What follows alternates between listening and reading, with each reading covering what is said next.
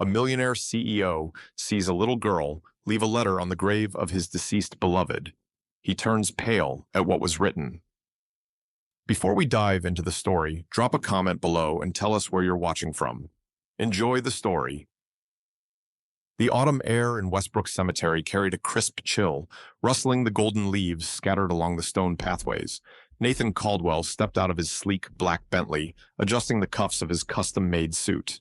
He was a man of wealth and power, the CEO of Caldwell Enterprises. Yet as he walked through the cemetery, past rows of old tombstones, he felt none of the authority that defined him in the corporate world. Today marked the third anniversary of his wife Sarah's passing, and every year he made this lonely pilgrimage to honor the woman he had loved more than anything. No board meetings, no acquisitions, no deadlines, just silence and the overwhelming grief that never seemed to fade. As he approached her grave, his polished shoes crunching against the gravel, he noticed something unusual. A small girl sat beside Sarah's headstone, her tiny arms wrapped around her knees. The girl, barely 7, shivered in a thin gray coat, its cuffs frayed from wear. Her dark hair, tangled by the October wind, framed a pale face etched with quiet sorrow. Beside Sarah's headstone, among wilted daisies Nathan had left last year, lay a folded note, its edges curled. Nathan Caldwell stood frozen, his breath catching as he read the engraved marble. Sarah Caldwell, beloved wife. The girl's presence jarred him, an unexpected ripple in the stillness of his grief. Yet her small hands, clutching her knees, held a weight that tethered him to the moment. He cleared his throat, his voice gentler than in Syracuse boardrooms. "Are you lost?" The girl looked up, her light brown eyes shimmering with unshed tears, locking onto his with an intensity that stirred unease. They were Sarah's eyes, thoughtful, piercing. She shook her head slowly.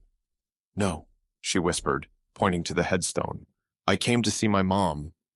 Nathan's world tilted. His heart thudded, a cold wave washing over him. Sarah had never spoken of a child. Their marriage, a fervent blend of love and ambition, had been childless, her illness stealing that future before it began. Yet this girl spoke with a child's certainty, her words unraveling everything Nathan thought he knew. "I'm Lily," she said, her voice trembling like leaves in the wind. "She visited me before she went away." His gaze dropped to the note, half hidden by daisies. Kneeling, his gray suit creasing against the gravel, he hesitated, then lifted it. "Dear Mommy, I miss you. Why didn't you tell him about me?" The words, scrawled in a child's uneven hand, pierced him. Sarah, his Sarah, had kept a secret that shattered their shared history. He studied Lily's face, searching for traces of his wife, the curve of her jaw, the quiet resolve in her expression. The resemblance was undeniable, yet impossible. "Who takes care of you, Lily?" he asked, steadying his voice against the storm in his chest. Her eyes fell to the gravel, fingers twisting the coat's hem. "Miss Ellen at Harmony House. She says Mommy loved me but couldn't keep me." Harmony House, a children's home in Syracuse, an hour from this upstate cemetery. Nathan's mind raced. Had Sarah hidden a pregnancy before their marriage, an affair? He dismissed the thought. Sarah's devotion had been his anchor, yet Lily's existence demanded answers. He crouched to her level, his polished shoes scuffing the dirt. "It's cold out here. Let me take you somewhere warm." Lily hesitated, her small frame tense, then nodded, slipping her hand into his. The gesture, so trusting, stirred a flicker of duty in Nathan, a feeling dormant since Sarah's death. As they walked to his Bentley, the cemetery's silence pressed against him, Sarah's absence louder than ever. Lily's note, tucked in his pocket, felt like a key to a locked door he wasn't ready to open. At Harmony House, a weathered brick building squeezed between Syracuse's faded storefronts, Ellen Harper greeted them. In her late 60s, with deep brown skin and silver-streaked hair, she adjusted her glasses, her gaze sharpening at Nathan's tailored suit. "Mr. Caldwell," she said, voice cautious. "Lily, you all right?" Lily nodded, clinging to Nathan's hand, her coat dwarfing her slight frame. In Ellen's cramped office, lined with children's crayon drawings, Nathan sought clarity. "Lily says Sarah was her mother. Why wasn't I told?" Ellen sighed, her hands folding tightly. "Sarah brought Lily to us as a baby 7 years ago. She said it was best. For Lily, for you. She visited when she could, until her illness took her. Nathan's jaw tightened, betrayal warring with grief. Sarah had carried this alone, shielding him from a truth he couldn't fathom. And the father? He pressed. Ellen shook her head. Sarah never said. The birth certificate lists no one. Then her voice broke, eyes glistening. Lily's my granddaughter, Mr. Caldwell. Sarah was my daughter. We weren't speaking when she had Lily. She never told me why she hid her, only that it was to protect her. The revelation struck Nathan like a physical blow. Sarah, estranged from her mother, had borne this secret in isolation. Ellen's hands trembled. I've raised Lily since Sarah passed, but she deserves more than this place. Nathan glanced at Lily, now coloring quietly in the corner, her small frame bent over a sketch of an open window. I need to understand this, he said, pulling out his phone. David, find everything on Lily Carter, Harmony House, Sarah's records, anything about a father, he told David Sullivan, his investigator. Hanging up, he met Ellen's gaze. Lily stays with me tonight. I'll sort this out. Ellen's eyes narrowed, protective. She's fragile, Mr. Caldwell. Be gentle. Nathan nodded, his mind a tangle of questions. As he drove Lily to his Syracuse estate, the city's lights blurred, mirroring his thoughts. Why, Sarah? He wondered, glancing at Lily's reflection in the rearview mirror. Her eyes, Sarah's eyes, held a quiet hope that anchored him. Nathan Caldwell's Syracuse estate, a colonial manor perched on a hill, felt vast and hollow with Lily Carter's small presence. The guest room, with cream linens and an oak dresser, swallowed her slight frame as she clutched a stuffed rabbit, a gift from Margaret Lee, Nathan's housekeeper. Margaret, in her 50s with fair skin and a warm smile, knelt beside Lily, her apron slightly askew. Hungry, sweetheart? Lily nodded shyly, her frayed gray coat now folded away, revealing a faded blue dress that hung loosely on her. Nathan watched from the doorway, his tailored jacket discarded, his mind a churn of betrayal and duty. Lily's note. Why didn't you tell him about me? Burned in his pocket, a riddle tied to Sarah's silence. 3 years after her death, Nathan thought he knew his wife. Her laughter, her love for stargazing, their shared dreams. Yet Lily, with Sarah's light brown eyes, was proof of a hidden life. Had Sarah feared his judgment, his wealth? The questions gnawed as he dialed David Sullivan, his investigator, that evening. David, dig deeper, Nathan said, his voice low. Lily Carter's records, Sarah's past, anything on a father. David's reply came swiftly.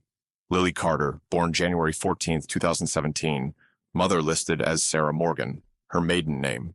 No father. Sarah set up a trust for Lily's care, funded before your marriage. Separate from your accounts. Nathan's throat tightened. Sarah had planned this before they met. Her whirlwind romance with him built on a shadow. There's more, David added. An incomplete paternity test request names Roy Bennett as a potential father. Roy Bennett, a Rochester tech mogul Nathan knew from hostile mergers. The name stung, a fresh wound atop Sarah's secrecy.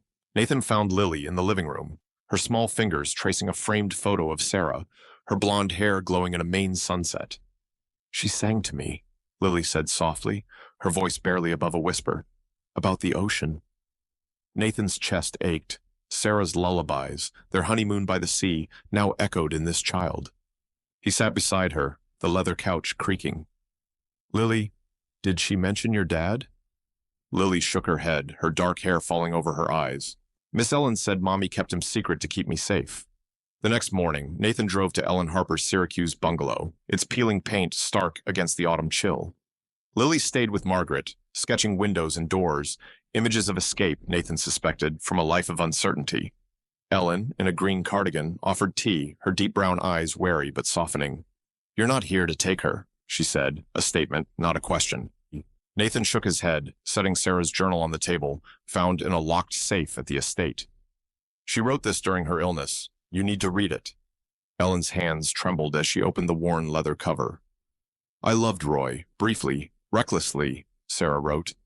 When I left him, I couldn't tell him about Lily. He was too volatile. I met Nathan, my anchor, but feared his judgment. I hid Lily to protect her, to protect us all. Ellen's tears fell, staining the page. She thought I'd reject her again. she whispered, her voice breaking. When Sarah left college for Roy, I disapproved. We fought, and she cut me off. I only learned about Lily after her death. Nathan's anger softened, replaced by shared grief. You're her grandmother, Ellen. She needs you. Ellen nodded, wiping her eyes. I failed Sarah, but not Lily. I want her home, with me. Nathan saw Lily's sketches on Ellen's table, windows opening to light, a child's hope for belonging. We'll make that happen, he promised, his voice steady. David's next report confirmed Roy's paternity through discrete DNA testing, cross-referenced with medical records. Nathan arranged a meeting through Susan Rivera, a family counselor in Syracuse. At her neutral office, Roy Bennett faced Nathan, his broad shoulders tense, his medium-tan skin flushed. In his 40s, with a clipped beard, Roy's voice was rough. I didn't know Caldwell. Sarah left me without a word. If Lily's mine, I want to know her. Nathan bristled, his instinct to protect Lily clashing with Roy's claim. This isn't about us, he said. It's about what's best for her. Susan, calm and gray-haired, suggested supervised visits, emphasizing Lily's stability. Ellen's her guardian now, she noted. Any steps forward need her consent. Nathan proposed a temporary arrangement. Lily would stay with him for a week, with Ellen visiting daily, while legal guardianship was formalized. Roy's jaw tightened, but he agreed to wait, his eyes flickering with something softer. Regret, perhaps. Ellen, informed later, nodded reluctantly. I trust you to keep her safe, Nathan, but she's not yours to keep. Back at the estate, Nathan watched Lily play in the garden, her blue dress catching the fading light as she chased a butterfly. Margaret joined him, her voice gentle. She's like Sarah, isn't she? That quiet strength. Nathan nodded, his throat tight. He contacted Diane Foster, a principal at Willow Grove Elementary, to enroll Lily, ensuring a routine. Diane, a sharp woman in her 40s, promised a smooth transition. Kids like Lily need anchors, she said. You're doing right by her. That evening, Lily hugged Nathan, her small arms fierce.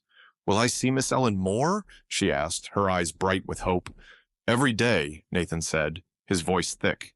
He tucked her in, the moon-shaped nightlight casting soft shadows. Sarah's journal lay on his desk, its pages a map to a truth he was only beginning to navigate. Spring sunlight streamed through the auditorium of Willow Grove Elementary, casting a warm glow on the stage where Lily Carter, now 8, stood clutching a science award. Her yellow dress, embroidered with bluebirds, shimmered under the lights, her dark hair tied with a green ribbon. The paper stars dangling above swayed gently, a testament to the school's community spirit. Nathan Caldwell sat in the front row, his gray sweater a stark contrast to his usual suits, his face softened with pride. Beside him, Ellen Harper adjusted her green cardigan, her deep brown skin creased with a smile that hadn't faded all morning. Roy Bennett, in a dark jacket, sat a row back, his medium-tan face relaxed, a far cry from the tension of months past. The audience, Margaret Lee, Diane Foster, Lily's classmates, clapped, their cheers filling the air with warmth. 2 years had passed since Nathan found Lily at Sarah's grave in Westbrook Cemetery. The journey to this moment had been fraught, but the auditorium, alive with children's laughter, felt like a milestone. Legal guardianship was finalized 6 months ago, Ellen as primary guardian, Nathan as co-guardian, Roy with bi-weekly visitation. Lily now lived in Ellen's Syracuse bungalow, its once peeling walls repainted a soft cream, adorned with her sketches of blooming gardens and open windows. Nathan's estate remained a second home, its guest room now Lily's, filled with books and a moon-shaped nightlight. Roy's visits, initially strained, had grown into a quiet rhythm, science fairs, ice cream outings, moments that built trust. The path hadn't been smooth. Roy's early push for full custody had sparked tension, his lawyer citing his biological tie. Nathan, protective, had bristled, while Ellen insisted on her role as grandmother. Susan Rivera, the family counselor, mediated with calm precision, her gray hair a steady presence in heated meetings. Lily's stability comes first, Susan had said, her voice firm. Roy, reading Sarah's journal, I feared his volatility, confronted his past impulsiveness. After months of counseling, he agreed to visitation, his focus shifting to Lily's happiness. Nathan admired the shift, though trust came slowly. Ellen's reunion with Lily was the heart of their new family. At first, Lily was cautious, calling her Miss Ellen during visits to the bungalow. Shared moments, Ellen's cornbread, Lily's lopsided cookies, baked on rainy afternoons, bridged the gap. One evening, as they planted tulips in the garden, Lily slipped, calling her grandma. Ellen's eyes welled, her deep brown hands cupping Lily's face. "That's right, sweetheart," she whispered, the words sealing their bond. Nathan, watching from the porch, felt Sarah's presence, her journal's plea, form a family, unconventional but bound by love, guiding them. Diane Foster, Willow Grove's principal, ensured Lily thrived at school.